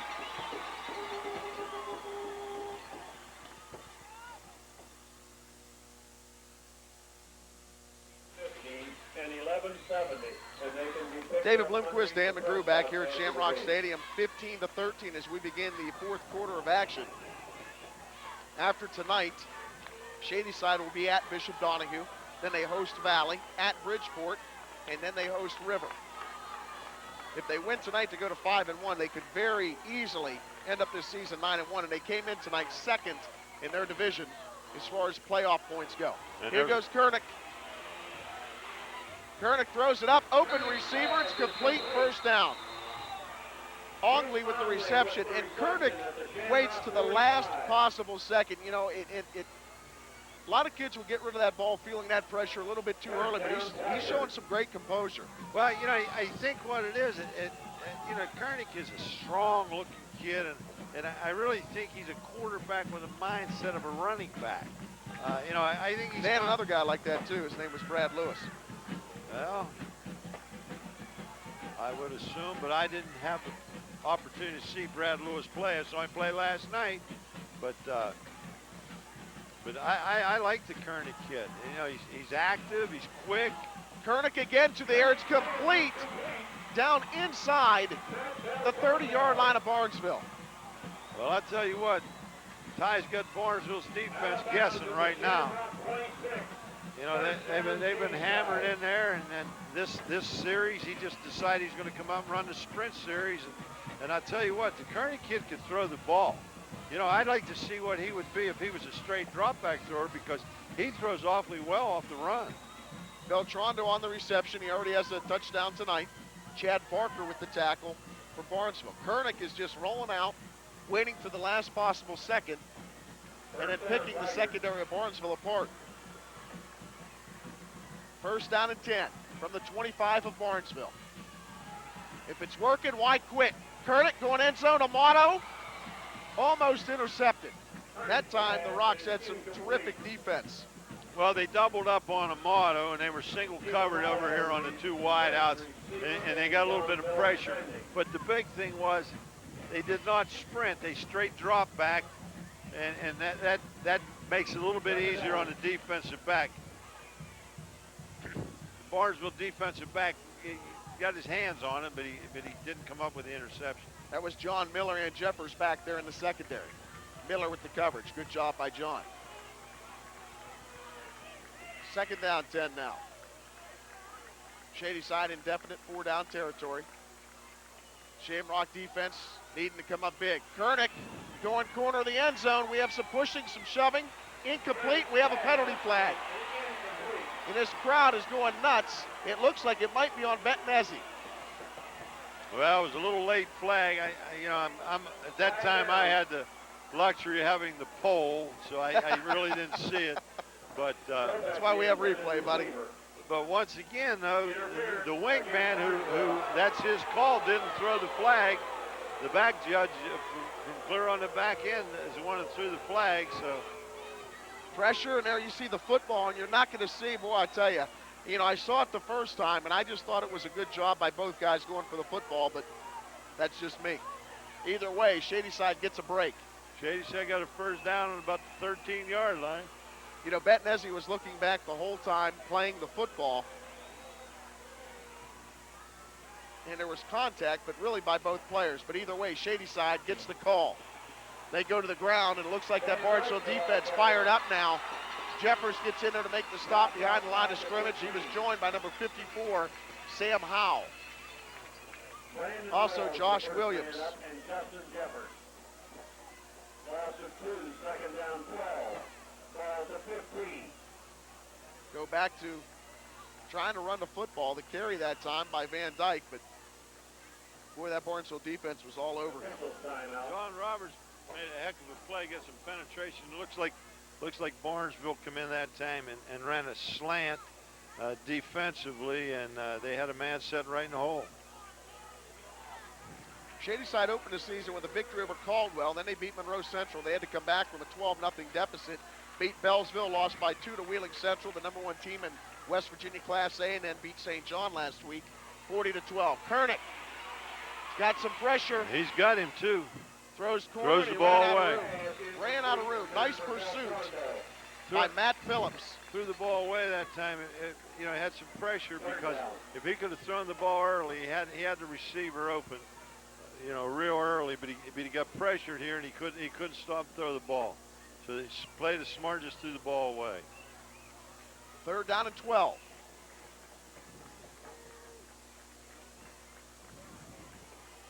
I'll tell you, Dave, the young linebacker, the freshman, Skaczynski is very, very active. He's all over the field. He runs the field well, and he's just a pleasure to watch the young kid.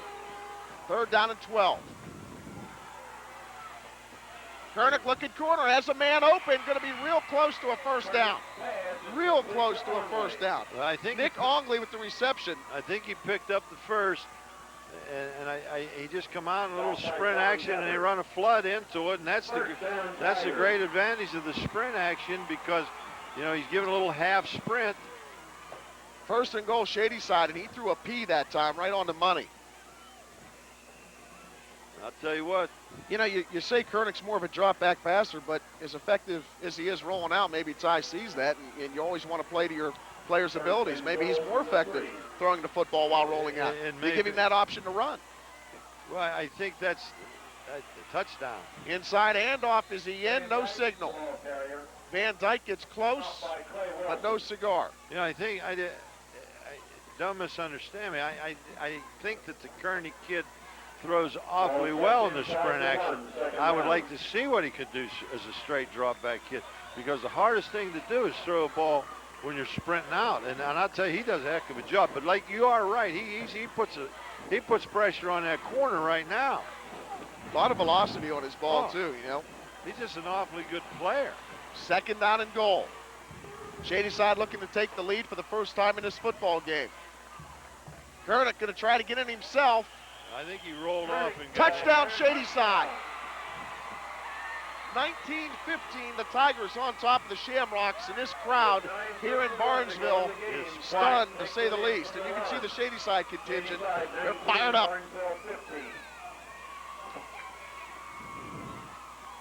Second effort this time, nothing doing initially, but then Kernick follows his blockers to the right side. That's Grinch down there on the ground, and he gets in, and Ty Fleming, as you said, with some play calling, doing it through the air to get down, and then goes with the ground game. Good job of mixing things up by that Shadyside staff. Official timeout.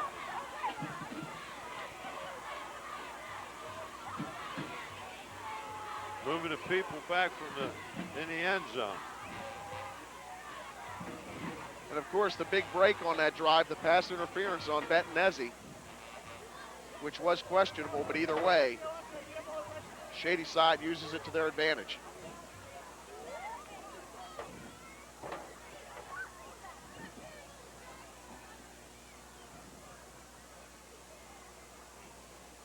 Officials trying to get everything in that back of the end zone to their liking.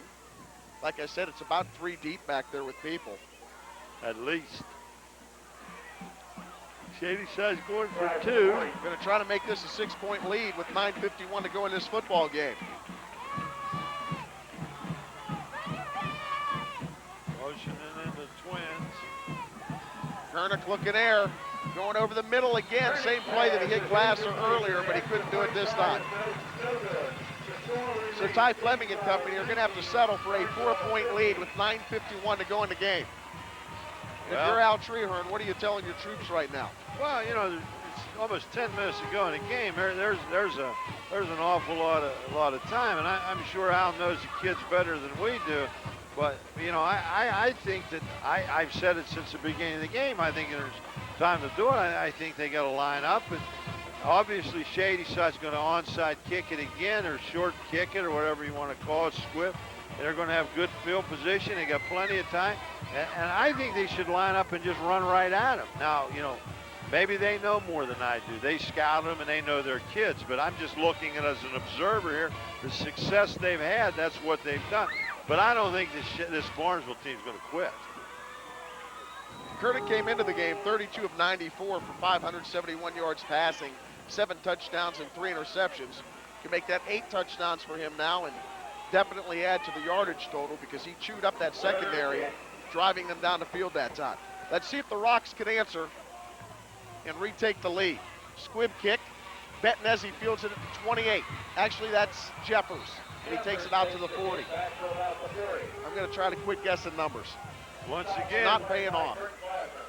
Once again, Glasser's all over the field. He come down. He's playing middle linebacker or down lineman. He's playing fullback, and he's on special teams. And he come down and made the play. But once again, Barnesville's got excellent field position. They only get a little bit, 61 yards to drive the field for a touchdown. Shamrocks take over. Starr handoff. Bettinezzi up the middle. Tackled by Glasser and Amato. Gain of 3.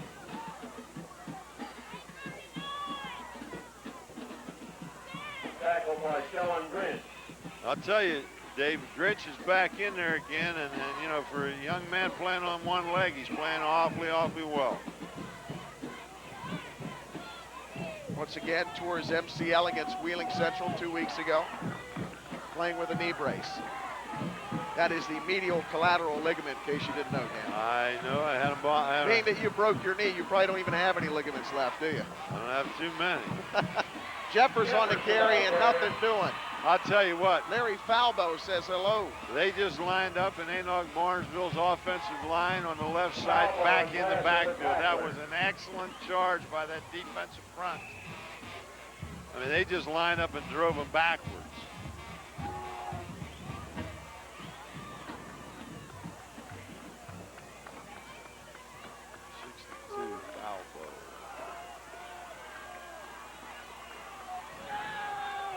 Clock is ticking. We're approaching 8 minutes to go in this football game. 19-15 Shadyside. Jeffers in at quarterback trying to find some room, and he's going to get sacked all the way back to the 34. And this Shadyside defense is fired up. Amato had a great play. He took off, you know, they flushed Jeffries, and he looked like he had a blocker in front of him, and it looked like he was going to get out of there. But Amato took the blocker on and made the play right here. Very good play. Falbo also in the backfield, along with Brian Hepburn. So Jeffers on to punt it away. High snap. Does a good job to haul it in. And Shadyside makes the cardinal rule of not fielding a punt and letting it roll. I tell you what. I guarantee you Ty Fleming's going to bring Dan Dunsmore over to the side and say, son, you catch that and you run with it, because that just cost him about 20 yards. Well, what it did, if Barnesville can hold them right here and force them to kick, and Bobek is an excellent punter, it gives them pretty darn good field position. But they've had good field position basically all night. But the big thing is here is if there's a turnover down here, it could be a real problem.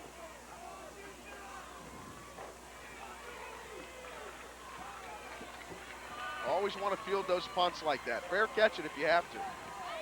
You know, Dave, there's guys that make a living in the pros the last 10, 11, 12 years just catching balls. Kernick looking to throw it. He's in trouble. Throws it up, and it's incomplete. I'll tell you what, he was lucky there because he avoided the sack, but he threw into double coverage, and very easily that could have been intercepted. Todd Fleming showing signs of saying, hey, we're going to go for the jugular. We're not going to sit on this thing and just try to run this clock down. Well, you know, it's not only that, you know, but he's only ahead by 5 points. You know, Barnesville, you know, with their quick strike capabilities, can you know, score from any place on the field. Okay, now Amato, they split him out this time, so I wouldn't be surprised, you know, they don't go to him. Second down 10. Bettinezzi's in man coverage with him out here, and there he comes. Kernick looking that way. He's Still waiting. Throws back across the field as a receiver open, and this is going to be some big-time yardage. That's Matt Beltrando down inside the 50 to the 47 of Barnesville. Big play. Big play right 32-yard there. gain by Shadyside on 2nd down and 10. Watch Kernick. He just waits and waits and waits, doesn't force, and then sees Beltrando coming back across the field. Big play on offense. I'll tell you what, you know, Shadyside just is the kind of football team. They've got a lot of people that make plays. They don't really have an outstanding kid. Motto is an outstanding player, and so is Kernick. But you know, these kids today. There goes Glasser up the middle. First down, Shadyside. Jeffers on the tackle, and that momentum swing is definitely been swinging Shadyside's way. You can feel it up here. First down, Shadyside. Home side stands are absolutely quiet here in Barnesville. Dead would be a better word. You know, I saw this game last year at Shadyside, and Barnesville won 44-0, and believe me, it could have been an awful lot worse. Shadyside, Ty has done a tremendous job with him. He's brought them back. And, you know, they may not all be all the way back, but they're sure getting close to it. Kernick going to tuck this one and run, and he's not going to get a whole lot. Great defensive play on that far side by number 55, Clay Wilson. There's that Barnesville side, just can't believe it. And again, Clay Wilson showing some speed and taking Kernick down from behind. 2nd and 14 from the 40. Yeah, you know, I don't know whether that was a called run or what, but you know, Ty's in good shape. The clock's running, just under 6 minutes to go, and you know, right now things are going the way he wants them to go. 2nd down, 14. Inside handoff, Glasser doesn't get a whole bunch. He's met by Brandon Wells. Stopped by Jason Petticord. Wells is a 6'3", 225-pound senior on Al Trehearn's defense. 3rd down and 12. Is this 4-down territory? Yeah, I think it is. I mean, the way that the Barnesville or Shadyside has handled Barnesville's offense, you know, it wouldn't surprise me. He's taking all the time he can. He ate 30 seconds right there, and but you know, once again, he might say, hey, let's play it safe right here and let's punk it and make them drive the field. You know, that's the big thing. Now the Barnesville fans, they picked up here a little bit. This is when you need fans. Shamrocks huddling. When they come back, they're going to face, on defense, a Shadyside team looking at 3rd down and 12. We'll be right back.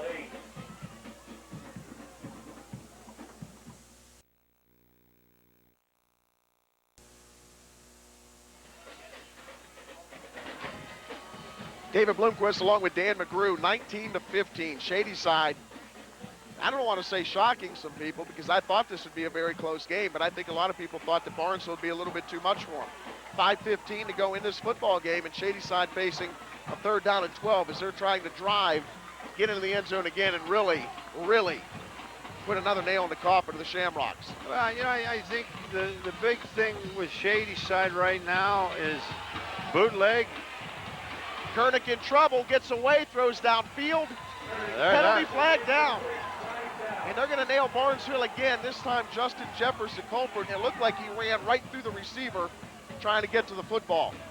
Yeah, you know, there's been and that looked like a very good call. There's been some plays in this game, but I think the big factor in this football game is you get something out of every game, and I think that the loss to Wheeling Central proved to Shadyside they can line up and play with anybody.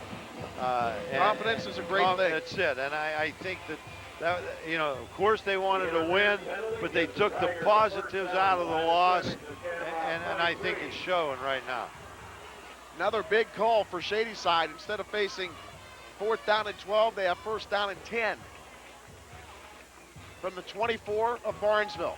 Glasser, big hole, rips off 6. Glasser to the 20. Clay Wilson, the tackler. Clay Wilson on the tackle for Barnesville. Clay Wilson's made a lot of tackles tonight. I hear his name an awful lot. But once again, you know, Glasser come in there and picked up 3-4 yards. Clock's running, less than 5 minutes to go. If Shadyside scores on this drive, it's going to make it awfully tough for Barnesville. Tell you, the guys up front, Hepburn, Colosimo, Grinch, Berlini getting the job done for those backs. Glasser again, fights off the initial tackle. Look at Kirk Glasser go for a first down. He's real close. Well, I'll tell you what, 2 or 3 kids hit him, and he just kept bouncing around, looked like a bowling ball. And he's a very, very tough kid. I remember when we had him against Central, and Ty said then, he said one thing about him, he don't miss too many people. He just runs over whatever's there. You know, that's very good. He gets hit here. He gets hit twice here. It ends up takes 3 to take him down. That's a very, very good effort. He's 5'9", 165, and he runs like he's 210. Third down and 2. Third down, a long one. Or big two. play for the Barnesville defense. Penalty flags. Ty Fleming jumping. And oh man, what a big mistake by Shadyside. Big mistake. Delay a game. Instead of having third down and 2, they now face 3rd and 7. You know, one good thing, if there is anything you're looking at, and Shadyside is looking for all the good things they can get. You know, they got 3rd down and 8. If they don't pick this up, they have Bobek, who's a very, very good field goal kicker. And if that's the case, that makes it an 8-point football game. You know, one thing I must say about the Barnesville field goal posts is they're the smallest posts I've ever seen. It's like they're half going up. You know what I mean? Like somebody crawled up there and cut it off. Here we go, Glasser up the middle. Actually, that's Van Dyke. Doesn't matter if it's 3rd and 2 or 3rd and 7. That's a first down Shadyside. They now have first down and goal with 3:33 to go. Well, that was a little surprise because Van Dyke, he doesn't run the ball too often. But they just come up here and run a fullback blast, and I'll tell you what, there was excellent blocking by the line, and he's cleared down to the 8-yard line or 9-yard line before anybody got to him. First down and goal from the 8. Handoff, Van Dyke. Van Dyke again. Clay Wilson with the penetration, tripping him up. Now the clock really becomes a factor. Now they're making Glazer the guard that he used to be. They're moving him up on the wing and blocking with him as a lead blocker or isolation blocker, whatever you want to call it. Just under 3 minutes to go, and I'll tell you, things aren't looking too good for the Shamrocks right now. Ty's going to milk this clock all he can. Second down and goal from the 7. Van Dyke on the carry again. Big hole, Van Dyke. No signal. Touchdown Shadyside with 2:34 to go in this football game. Once again, Glazer and a great lead block. He set him in what used to be called, I don't know what they call it now. They used to call it an up back set, and they just have him setting in the guard or the tackle end gap, and they just lead him through there. And he's the one that made the block. Another good block by Tim Morgan up front. And also Mark Pachikowski moving some people. So Beltrando on for the extra point. It's a 10-point lead right now. And Shadyside's going to take a timeout. Barnesville's going to have 2:34 to work with. And it looks ugly for the Shamrocks right now. Yeah, it doesn't look real good. Let's go to a break. Should be a good finish. See if the Shamrocks can pull one out. We'll be back after this.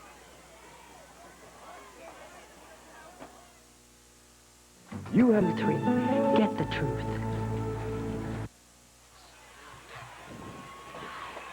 Welcome back to Shadyside. 2:34 to go. 25-15. Shadyside on top. If they win, they'll go to 5-1. Barnesville will drop to 4-2. Not a lot of people thought Shadyside would come into Barnesville and beat this team. Many thought the Shamrocks had too much team speed and it just would be too much for them, but Shadyside has come in here and silenced a lot of people. Beltrando right down the middle, so they have an 11-point lead with 2:34 to go. So the Shamrocks obviously going to have to score quickly. Onside kick, get it, score again.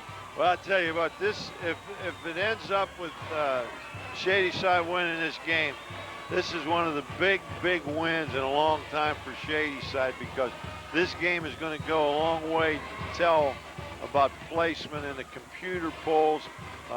Barnesville's going to win some more football games, and Shadyside's going to pick up an awful lot of points. You know, really looking at Barnesville's schedule the rest of the way, and I hate to pick, but I'm going to do it because that's what they pay me to do. Looking at their schedule, Harrison Central will be a win. Monroe Central should be a win. St. C will be a test, big time. Union Local, that's a hard one to pick because in rivalries you just never know. And Union Local is starting to play a little better football. And also, if you look at Shadyside's schedule, I think the toughest part of their schedule is over already. Starting to see a mass exodus at the stadium. The home stands are getting depleted. Another squib kick. They're going to let Bettinezzi come up and get it. Bettinezzi, boy, I keep getting those two messed up. Jeffers brings it out past midfield. I have no idea why that 8 looks like a 30 to me. Knocked out by Mike Bellini, first and 10 Shamrocks. Can you explain that to me? I don't know, but am I just stupid? I didn't say that. You were leaning towards that. I just know that there's almost 2.5 minutes, and if Barnesville gets one here, they get an opportunity to squib kick it. You know, a lot of things happen in 2.5 minutes. Jeffers in at quarterback. Welch, Bettinezzi in the backfield. Bettinezzi puts it up and it's dropped. That would have been a first down. That was Jeffers throwing the ball. Didn't I say that? No, you said Bettinezzi. Because I'm an idiot, I told you. Justin Turner was the guy who tried to make the catch. I have Bettinezzi and Jeffers on the brain right now. Okay. But like I said, this is a very good night for Shadyside. You know, you had two good football teams out here to battle all the way, but I don't think there's any doubt about it. Shadyside's had the upper hand most of the night. Jeffers looking for the middle screen, just throws it away. Nobody there. Nobody there. Pass is incomplete. You know, it's like you said, you alluded to it earlier. We're not around the team. We're not around the players. We just sit up here and see them for a little bit and we talk. But when the game's on the line, if you're going with number 8 as your quarterback, why wouldn't you go with him any other time? Well, that, you know, I mean, if he's your guy, if you feel like he has to be in there at the end of the game for you to win, why is he in there from the first snap of the game? Well, you could say that, but my only question would be is where is he going to do the most good for this football team? And you know, we go from there. You know, I would think wherever he touches the football the most, and that would be at quarterback. Throws it up in the air that time, just hanging it up, and it's intercepted by Shadyside. And that's going to be it. You know, I guess I just saw how dangerous he was last year, running and throwing the football from the quarterback position. And it seems like that's his place. But again, I'm not around the kids like you said, and I'm not the one making the decisions. But this time, a great pick by Shadyside. You know, Ogley. My only, I think the part of the equation that we're not talking about is when we do these things, what does this do to the mindset of Star? Right. You know, this is the thing. You know, if this kid can be our quarterback, you know, and once again, I'm surely not being critical of the coaching decision of Al and his You're a staff. color commentator, and you're supposed to. You know, and I'm looking at it, and you know, there's a lot of intangibles there. You know, a lot of things have to go into this equation. And you know, like I said, you know, we had the slash, and it was very successful. But once people get onto it, you know, it's, you know, when you put if you got, you know, the kid at the running back, the odds are he's going to run the football. If he's at the flanker, the odds are he's going to catch the football. And if he's at the quarterback, he's going to throw the football. So, you know, I think it may help defenses a little bit. But once again, this is only my opinion. This is not being critical of anything that Al and his staff are doing, because they know much more about this team than I do. You done second up? I never suck. Yeah, that's one thing I could say about you. I could never see you sucking up to anybody. I'm too old to change Except now. your wife. Oh, I never win that one. Do any of us? No. If we do, there's something wrong with us. Well, like you said, you know, you factor in a 2-point loss to Wheeling Central, a game they could have won. They had the ball there at the end. They could have won that game. This is a team that's just been rolling over people. I don't want to say rolling over people, but there's been no game this year where Shadyside has not had a handle on it or a chance to win it or you know, played to their ability. Now, we've seen Shadyside 2 out of 6 games, and I've followed them in the newspapers, and I watched their highlights. But you know, the thing that impresses me more than anything, and as a coach, you know, we always look for this, is they get stronger as the game goes on. They do. That is great conditioning. That is great adjustments made at halftime. That's sideline decisions. They're just doing an excellent job, and I'll tell you what, their kids are in great shape. And you know, if I remember correctly, they were losing pretty good at halftime against Wheeling Central. Right. They came back. They were losing here at halftime pretty good by 10. They come back. They were losing at Caldwell in the first half. They came back. They were losing at Monroe Central 12-0. They came back. They were losing at Bellsville. Came back. I think the only team that they were leading the whole way through was St. John. So this is a team that is really used to coming from behind. I mean, I think that it's just ingrained in them now that, you know what, we're never out of a ball game. Well, we've done it before. We've been here, done that. I think that's true, and I think it's true with their conditioning is excellent. But I think the big thing is this coaching staff are making the adjustments not only at halftime, but on the sideline also. We're under a minute to go, and Shadyside's going to walk out of here 5-1. A lot of points down the road for this team as far as the playoffs go. And with Bishop, Donahue Valley, Bridgeport, and River on the schedule, the future looks bright. And that's not a dish against anybody on that schedule. I'm just saying the future looks bright for Shadyside. You know, it's an excellent. The only team on there I think that can give them a problem possibly is River. And that's a backyard brawl, and anything could happen. But what I was going to say is, you know, this is a great turnaround. You know, from 2-8 to 5-1. From 2-8 and to 5-1. To probably 9-1. And I'll tell you something else. He's got the program going. You know, I have my little team over at Sherrard I coach, and we came over and played Shadyside's freshmen. And I'll tell you something. They have maybe the best freshman team I've seen in the Valley this year. Barnesville took timeout. They will fall to 4-2 on the season. They are at Harrison Central next week, then at Monroe Central, then at St. Clairsville. So 3 on the road before returning home for the final game against Union Local. And as I said earlier, Shadyside travels to Bishop Donahue. They will host Valley. Then they travel to Bridgeport, and then they will finish the season hosting River. Roughing the kicker. Tigers punted away, penalty flags all over the place, and they're going to get the football back with 21 seconds to go. About the 42, there's a flag down. Roughing the kicker, so Shadyside's going to get the football with a first down, and this game is history. It is history.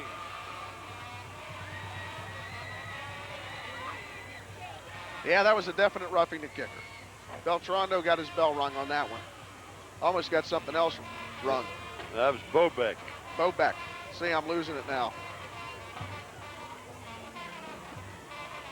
As long as I have you to carry me, I'm in good shape. Oh, we're in trouble. We're in trouble. But, you know, once again, it's a pleasure for me to be here to watch. These are outstanding high school football games. We've seen some great games. We have done some great games. I don't know who we have next week on the schedule. You know who we have next week on the schedule? I'm looking at my cameraman, Jeff Aback, and he's looking at me like I got the Ebola virus. Anyway, the clock is ticking down. Both teams going out to shake hands. And Shadyside rolls into Barnesville, and they will head back to Shadyside with an impressive 26-15 lead. They did not give up a point to the Barnesville Shamrocks in the second half. Not a point. And this is a team that has scored 34-34, 24-20, and 59. Not a point. in the second half. And as far as next week, Indian Creek at Martins Ferry, that one should be an interesting one. That should be. That's two very, very comparable type football teams. That's two running football teams. Coach of the Year vote right there? Well, he's got mine. I was going to say, I think he has mine too. You know, he's done a heck of a job. And the other guy who might be a challenge to him is Mays at Indian Creek. Depending on what happened tonight, they were losing. They were losing, but I'll tell you what. Talking about next week, Martins Ferry and Indian Creek, they're both very similar. They both run the ball, and if Ferry has a weakness, it's on their pass defense, of course, but they don't throw the ball. And we'll get to see a legitimate Division I recruit in Trevor Cooper for Indian Creek. He's over 1,000 yards already on the season, 6'1", 200 pounds, runs about a 4.5 40. Final score from Barnesville, 26-15. Shadyside improves to 5-1. Barnesville drops to 4-2. We're going to take a break and wrap this one up from Barnesville.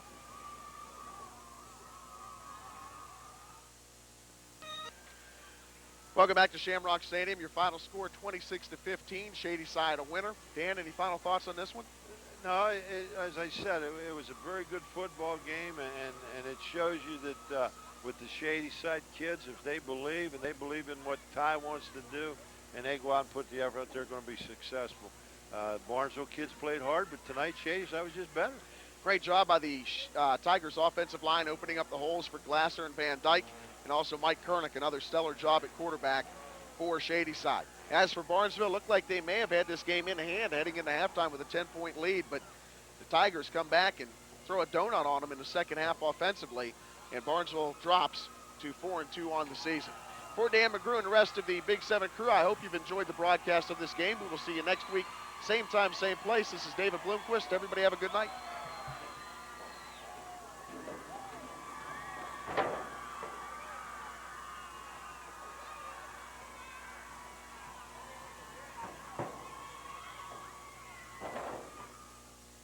This empty inkjet cartridge is worth $1.